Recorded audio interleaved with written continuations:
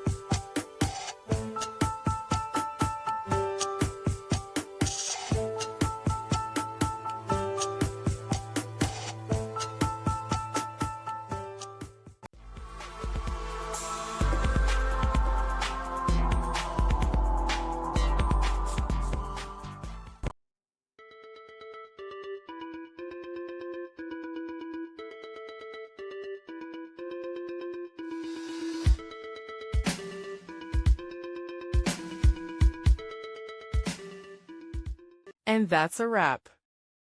I hope you found the answer you were looking for.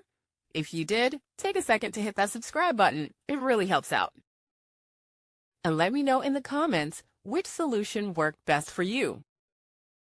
See you next time in the debug zone.